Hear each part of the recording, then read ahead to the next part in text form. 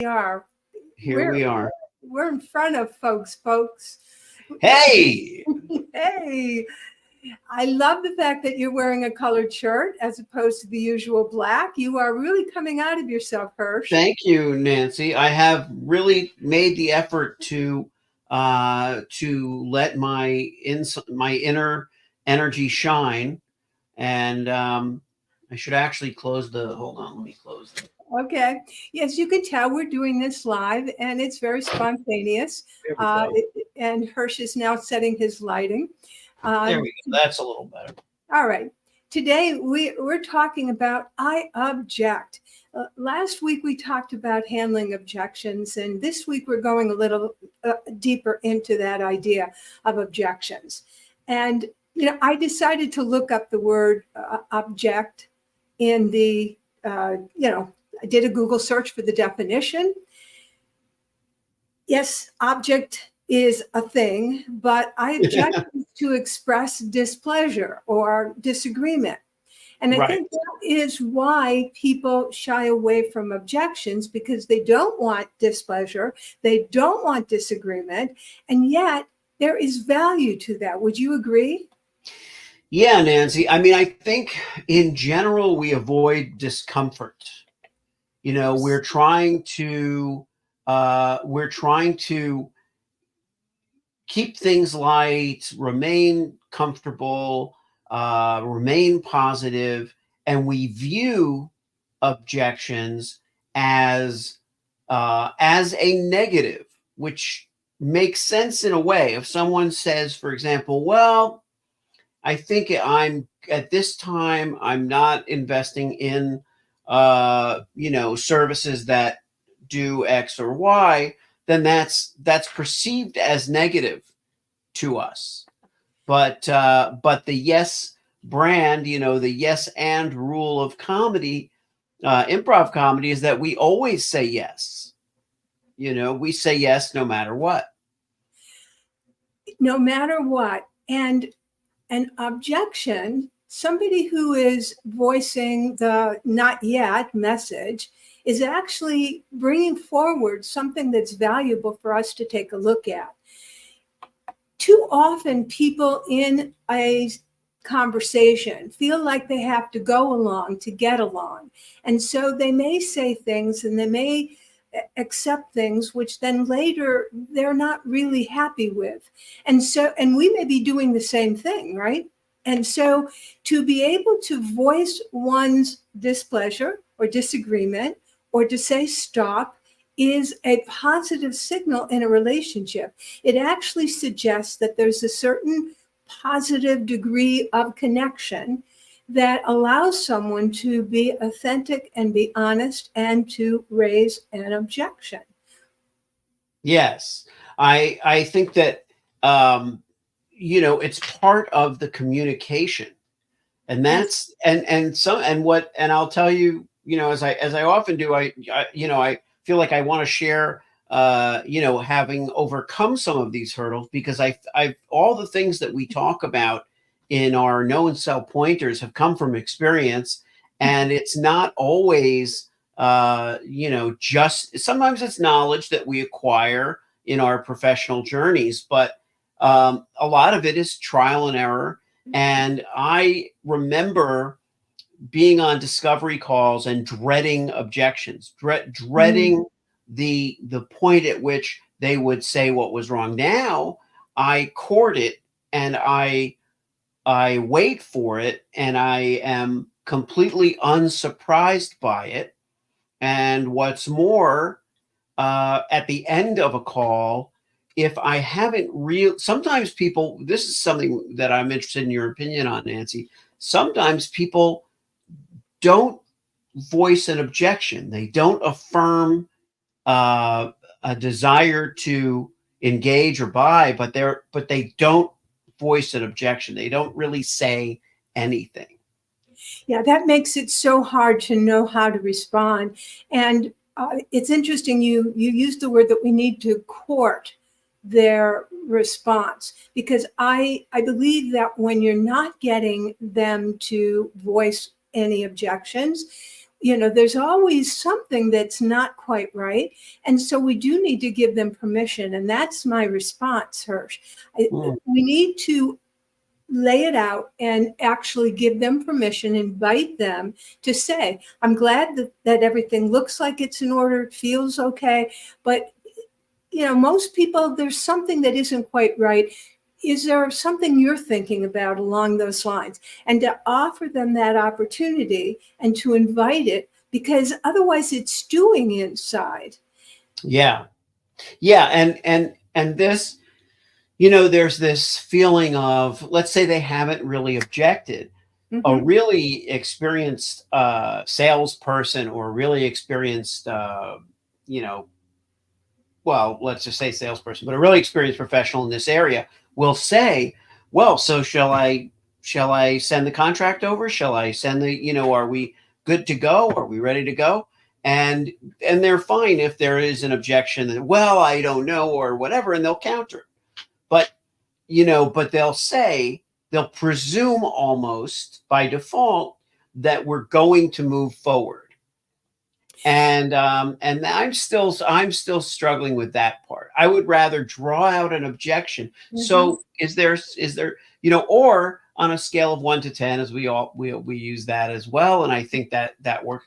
Yeah, how enthusiastic are you about the prospect of working together? Yeah. So we do need to draw people out. As you know, I'm a big believer in giving people permission, stating that permission, getting that permission throughout a sales conversation, so that you never feel like you're being manipulative or inauthentic, Right. pushy and aggressive. And when you mentioned an experienced salesperson will go ahead and say, well, let's send out the contract, or may I have your credit card, or however they then conclude it. What happens, and especially, Hirsch, for the style buyer that you and I are looking to connect with, that person often then feels disenfranchised. They feel bullied. They feel like they're in a pickle. And to be nice, because they tend to be nice people, they may do it and then cancel. Not sign it, or return it. Do something that sabotages it. Of course, this may explain why there's so much shelf help, on Mhm. our, in our computers, things that we purchase, but then we have no intention of actually using or implementing. Right, right. That's another great point, which is that you may quote unquote make a sale Mhm, without really getting the buy-in from the buyer. Now, mhm, of course, that's more likely in a lower ticket, but even in a higher ticket, they may still change their mind. And I really prefer now mhm, to just get to that place where the next call feels really mhm, assured. You feel mhm. really confident because they really feel like they're trusting you, and Yeah. they're building with you. And maybe that call is only to go through. I do like to answer questions in between. I do like to Mhm, arm them, with enough really, really important key decision making information, so that they can build confidence. That, to me, it's all about that building confidence in me. The more, we talked about vulnerability today. Revealing vulnerability mhm. is great, because I think people feel like, well, if they're vulnerable and they're allowing themselves to be vulnerable, that's another shade of honesty. True, very true. So, yes, it's again about connecting with people pre-sale and post-sale. Again, the buyer that we want is that heart-centered individual who cares about making a difference, wants to do good in the world, espouses a cause, maybe more than one, very centered on helping others and being of service. And this is the person who's most likely to go along to get along. And they're the ones who, as I say, get cold feet, they get buyer's remorse. I just saw a comment here. Welcome to Wise Talk, who is viewing us live on YouTube. Thank you very Welcome. much. Welcome. It's true that this is the person who gets cold feet and buyer's remorse. And there's nothing worse, Hirsch, than to try to, I guess, phoenix out of the ashes, right? Resurrect that enthusiasm and excitement for our communication, for what we're going to do together. And it reminds me of a series of emails I wrote yesterday, which I know you reviewed. And it was for purposes of the person who signed up but didn't sign up. They said they wanted it, but then they didn't take the next step, which was confirming an email or registering for an appointment. And so here I am writing these emails to try to stir up that person's excitement again. Right. Like, is that really a wise thing? It really makes me think twice. And Wise Talk, we're really glad you're here. Welcome. Yes, welcome. Welcome to the conversation. And that really, I'm glad you mentioned that set of emails, because there is a process to people getting comfortable. Yeah. And like, one person's instinct might be to say, well, you haven't followed through and signed up. Are you worried about this? And this can happen. And if you don't do it, you're going to lose your place, and you're going to lose. And that fear and pain and all that stuff does work sometimes. But humor with a light touch will work even better, I think. When it's like, and I said something to someone recently who felt overwhelmed with their, just kind of, overwhelmed with their what's on their plate, and just doesn't want to deal with stuff now.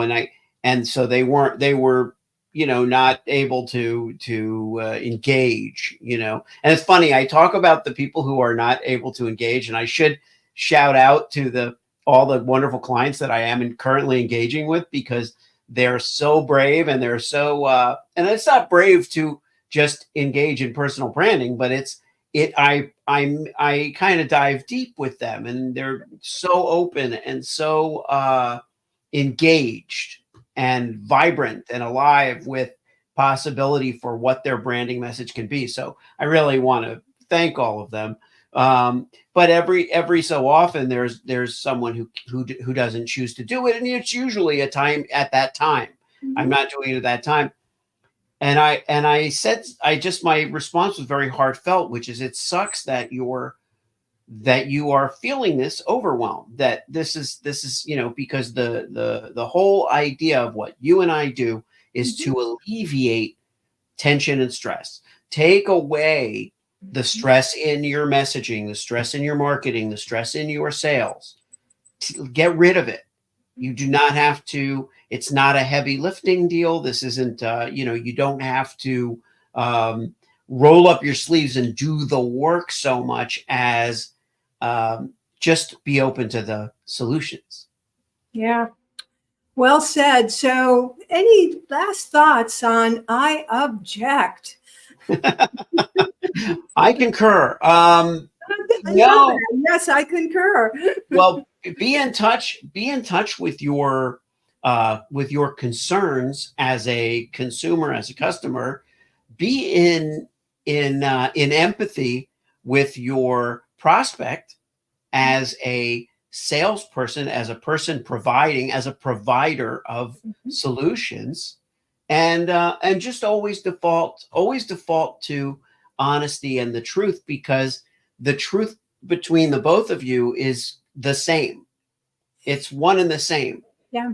And so I am going to add one last thought on this very good conversation, and that is something that it's an expression I learned many years ago called meta communication.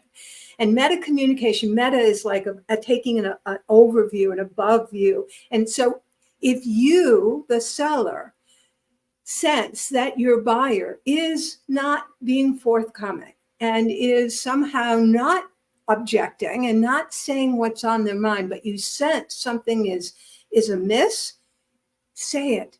not say what you think is going on, but just comment on, it seems strange. I'm looking at you, your eyes are turned down, your tone of voice, you've changed, you've gotten, there may be something here that's going on. You Yeah. feel free sharing it. And so meta communication is making an observation about the obvious, about what you're seeing. Notice I put it with data that I was noticing, like eyes or tone of voice or something that gave me the impression that things had shifted and changed, as opposed to saying, well, you don't want this or something. I don't know what's going on in their minds. Right. They could have just reflected on something that made them sad. I have no clue.